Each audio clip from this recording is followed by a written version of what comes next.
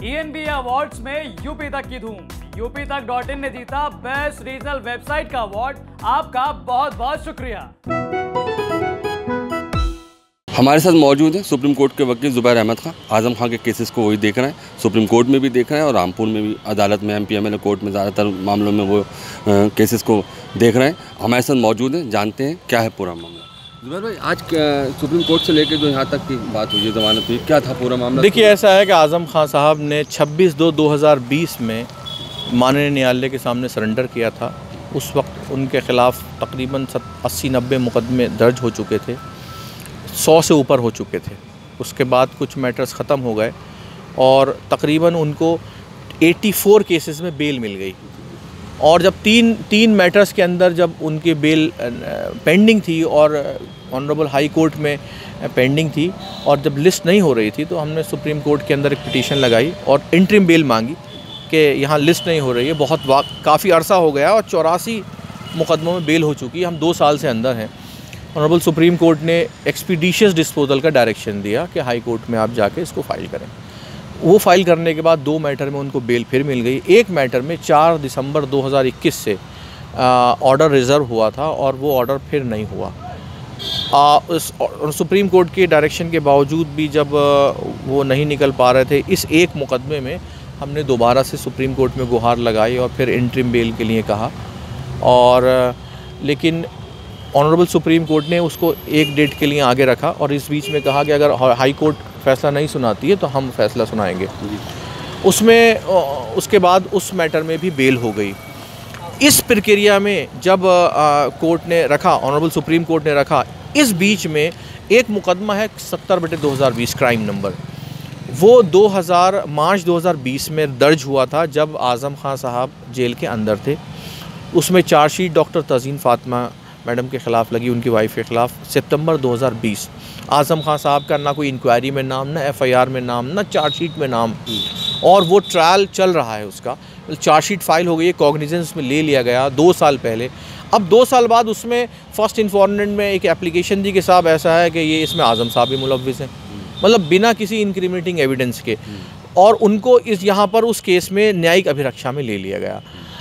हमने honourable supreme court में उसमें जो हमारा पहले से ही मैटर पेंडिंग था उसमें आईए लगाई और ये कहा कि ये तो इस कोई एंड नहीं होगा, आपके आदेश के बावजूद हम एक दूसरे मुकदमे में इन्वॉल्व कर लिया गया है। और फिर हमने एक सेपरेट रिट पिटीशन फाइल करी। कोर्ट ने दोनों मैटर को क्लब करके सरकार से जवाब मांगा और जवाब आने के बाद पहली बार हिंदुस्तान की हिस्ट्री में ये एक ऐतिहासिक फ़ैसला है कि डायरेक्ट ऑनरेबल सुप्रीम कोर्ट ने अपनी आर्टिकल 142 जो कॉन्स्टिट्यूशन ऑफ इंडिया है उसकी पावर का एक्सरसाइज करते हुए आज़म खां साहब को पर्सनल लिबर्टी का उनका जानबूझकर ली जा रही थी, उनको इंटरिम बेल दी है। और लेकिन वो ऑर्डर आज 17 मई 2022 में बहस हुई थी और आज ऑर्डर जो था वो प्रोनाउंसमेंट उसमें होना था, उस दिन रिज़र्व हो गया था। इस बीच में कल बहुत लेट आवर्स में IO साहब की तरफ से इसी केस में एक एप्लीकेशन लगी कि हमें पुलिस कस्टडी रिमांड चाहिए। उस एप्लीकेशन के अंदर ये बात छुपा ली गई कि सुप्रीम कोर्ट में इसमें इंटरिम बेल पे बहस हो गई। ये बात छुपा ली गई कि सारी बातें रिमांड, और उसमें सुप्रीम कोर्ट में ये भी उनकी तरफ से कहा गया था अपने काउंटर में कि हमें रिमांड चाहिए, इनका पुलिस कस्टडी रिमांड चाहिए, रिकवरी करानी है, लेकिन कोर्ट ने उनकी नहीं सुनी, बेल दे दी। ये तमाम तथ्य इस एप्लीकेशन में छुपा लिए गए और माननीय न्यायालय के सामने पुलिस कस्टडी रिमांड मांगा गया। आज सुबह उसके बारे में पता चला, आज की डेट उसमें रख लिया गया था। हमने कोर्ट को इन्फॉर्म करा कि ये सब छुपा लिया गया, आज प्रोनाउंसमेंट होने वाला है, जजमेंट आ गया। जजमेंट की कॉपी हमने न्यायालय के सामने फ़ाइल कर दी। बावजूद इसके तमाम जो है पब्लिक प्रोसिक्यूशन की तरफ से ये आर्गूमेंट किया गया कि सुप्रीम कोर्ट के आदेश हो जाने के बावजूद भी आप इससे पुलिस कस्टडी रिमांड देंगे और ये आपको अधिकार है, जिसको हमने चैलेंज किया। हमने ये कहा कि ये एक कंटेम्प्ट है माननीय उच्चतम न्यायालय की, क्योंकि ये एक्स्ट्रा ऑर्डिनरी पावर का इस्तेमाल करते हुए रिलीज़ के लिए कहा गया है। सारे जो आर्गूमेंट यहाँ हैं ऑलरेडी सुप्रीम कोर्ट में हो चुके हैं, ऑनरेबल सुप्रीम कोर्ट में। और एक बार जब कोर्ट ने बेल दे दी सुप्रीम कोर्ट ने, तो उसको पालन करना ये कर्तव्य है जो निचली अदालत है। कोर्ट ने दोनों पक्षों के सुनने के बाद उनकी पुलिस कस्टडी रिमांड की जो एप्लीकेशन है वो खारिज की और हमारे उस जो हमने बेल ऑर्डर जो ऑनरेबल सुप्रीम कोर्ट ने पास किया था इंटरिम बेल ऑर्डर, वो फाइल किया। उस पे 1-1 लाख रुपए की 2 श्योरिटी दाखिल करने के लिए कहा। जमानत मिली है? जी हाँ, जिसमें मिली आज? जी हाँ, आपने केस वो फाइल कर दिया आपने? जी हाँ, और उसमें 1-1 लाख रुपए के जमानती फाइल होंगे। बॉन्ड, हाँ, श्योरिटी बॉन्ड्स। तो आपका क्या रहा कोर्ट में फिर आगे? अब श्योरिटी बॉन्ड्स हम दाखिल कर रहे हैं, प्रोसेस में है।